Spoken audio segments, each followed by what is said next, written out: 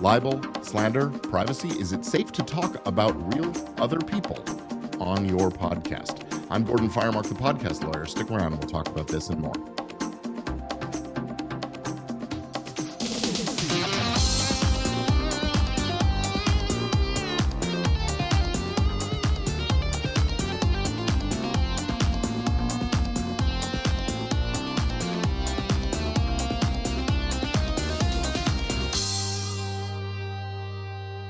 So I got this question from a viewer, and I thought it would be worth discussing. I've talked about this before on the show, but I will talk about it again, I'm sure. She says, I was thinking about getting into podcasting, and I have a few people who've agreed to talk about their healing through and from their relationships, how they've healed and how their life experiences and so on. And she's downloaded my podcast release form, which you can get at podcastrelease.com. There it is. Let's see. Podcast. It's none of it's working on my button. Anyway, podcastrelease.com, you get the release form. And she's now asking me, is it safe for me to move forward with this show? Because I suspect that they are going to reveal private information. So is it safe?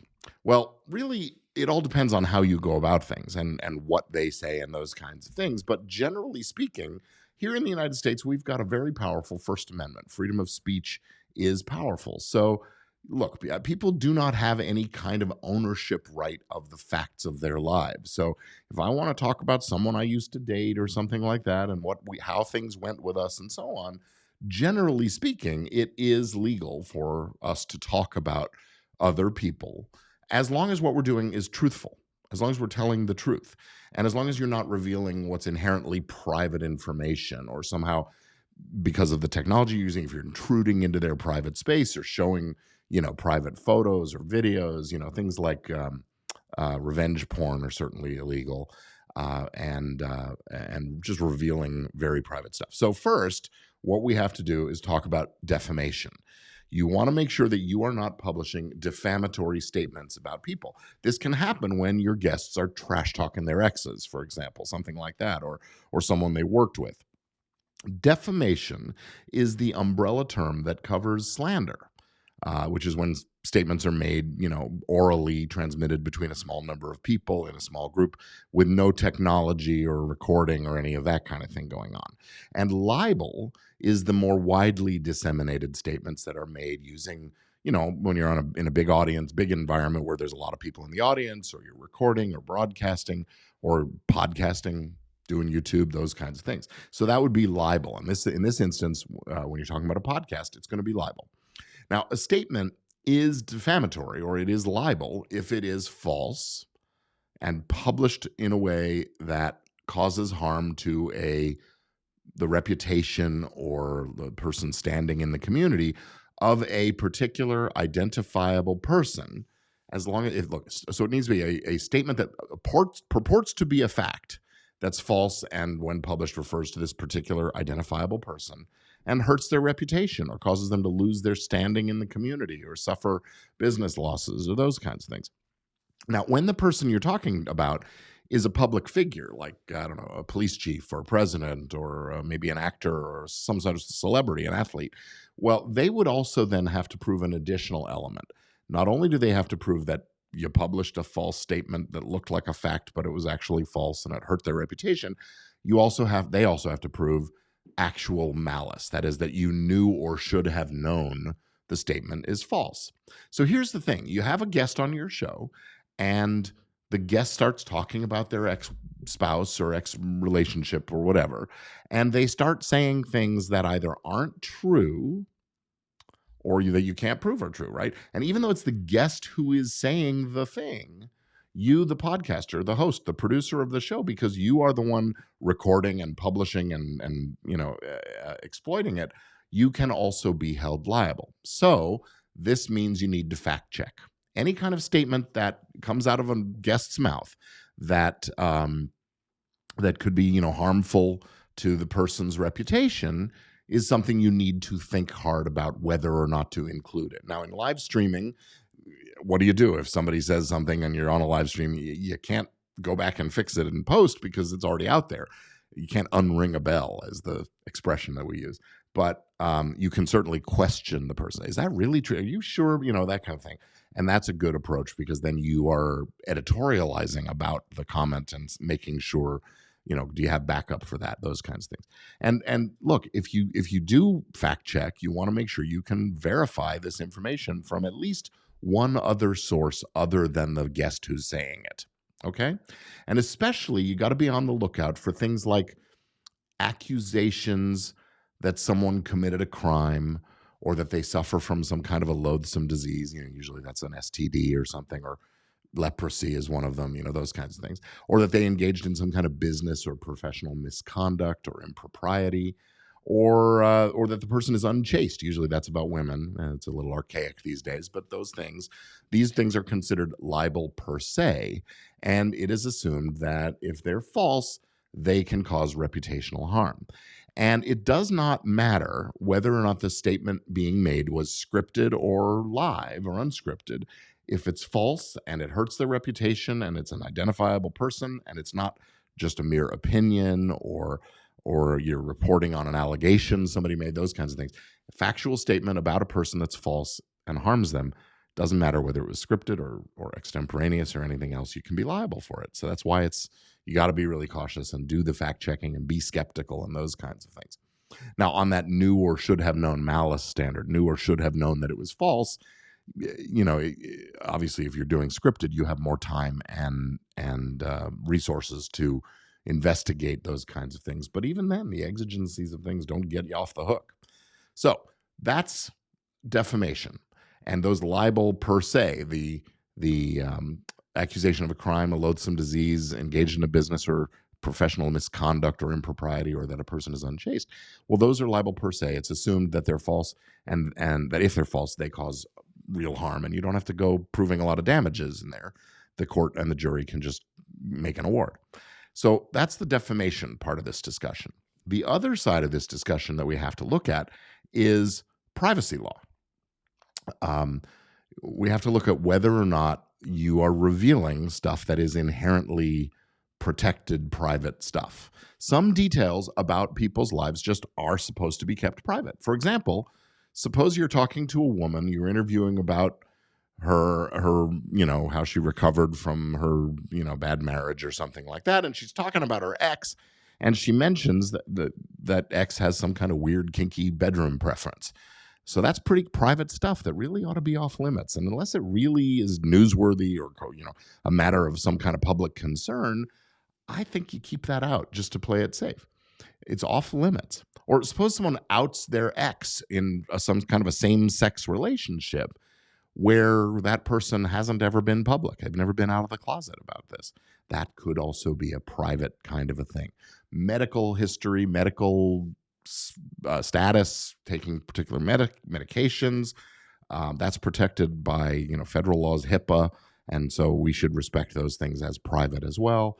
What else is educational records and history can be considered private, and employment records. Somebody being disciplined on the job for something, it may seem innocuous, but it could hurt their reputation. It could hurt their employment at the next job or something like that. So these kinds of things need to be, you think hard about them and make sure it's newsworthy and that it, you're justified in revealing it. Otherwise, bleep it, cut it out, question it, those kinds of things. Now, one way that some people try to protect themselves is to anonymize their guests by not allowing their true identities to be revealed, or to anonymize the people they're talking about. But that isn't always enough. Earlier today, I was talking to a woman who's writing a book about her experiences in a particular job, and it's a Me Too story and so on. And she's talking about the people she worked with at this particular company or business. And even though she's changed their names, she's using her own name. So anybody with a little deductive reasoning could go figure out what company we're talking about and who the bosses were and those kinds of things. So it's probably not enough to just sanitize the names of the people that guests mention, because you could still be liable if those people can be identified even without being named. For example, let's say you've got a guest who used to be a police captain back in Peoria, Illinois in 2015. Well, they're talking about the people they worked with. And even if you change the names of the command staff at the police station, it still would be possible for someone to figure out who they're talking about. And if you cause them a reputational injury or something, or you reveal private stuff about them, you could be held liable. So what can you do to protect against these kinds of claims? Well, look, ultimately, it's a question of using your good judgment about each episode. And you can't have a rule of thumb that covers every situation. So you got to listen back. You got to edit out things that you think could be questionable or harmful to somebody's reputation or invading their privacy or those kinds of things. And if you really have questions, you can always hire me or another lawyer familiar with this area of law. There's a handful of us out there. You could always hire me, excuse me, to do some pre-publication review if you have episodes that you're just not sure about or you're worried about and those kinds of things. So that's the concerns you have when you talk about other people on your show. So in the chat, I'm seeing Bree is asking me the question, is the responsibility ever placed on the digital host, the YouTube or the podcasting host or so on, versus the creator and author? And the answer to that is no. You might have heard in this week in the news, the Section 230 of the Communications Decency Act has been big news this week. The Supreme Court heard an important case about Section 230 and whether or not YouTube could be held liable for some of its actions in transmitting certain videos that radicalized an Islamic terrorist who then killed somebody. And in that instance, YouTube is relying on Section 230, which says that the provider of these internet information services that allow others to post, their users to post content, they are immune from lawsuits over this kind of stuff. And defamation and privacy are definitely that class of the kinds of things that they're immune from. Now, intellectual property law, copyright, we have the DMCA, the takedown procedures and so on. That doesn't exist for other kinds of claims. So it's very hard for an aggrieved plaintiff to come after the YouTubes, the Facebooks, the Twitters, the podcast host companies and so on. They have to go after the actual publisher of the material. And that's you, the podcaster, or the guest themselves. And the safe money for lawyers is go after everybody and let them sort it out among themselves. Let's you and him fight, basically. So that's sort of the lawyer game there. So you want to be really, really careful about these kinds of things. Now, I want to just take a quick moment to mention to you one of my other shows. Of course, for years I've been doing Entertainment Law Update, an audio-only podcast for entertainment law practitioners and students and folks in the entertainment industry. But just recently, I was invited to participate in a show on Numospect Media that we call Fuzzy Logic. And I thought I had a picture to put up here. So let me see if I can find that image. But it's me, and when we went looking for a co-host, we hit a home run. We got Elsie Escobar.